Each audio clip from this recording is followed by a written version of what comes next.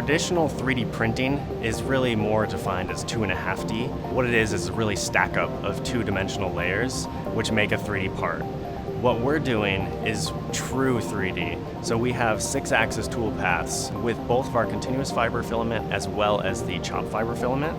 And that really allows you to put the fibers exactly where you need them because the fiber is the strength of the part. 6-axis tool paths gives you the strength, accuracy, and complexity that you could never have with a traditional 3D printing process.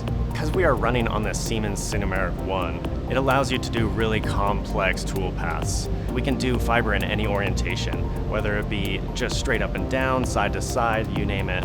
With 3D printing, you really want the substrate of your material to be around the glass transition of that material. So when you lay that new bead on top, that new fiber, it really adheres to that lower layer.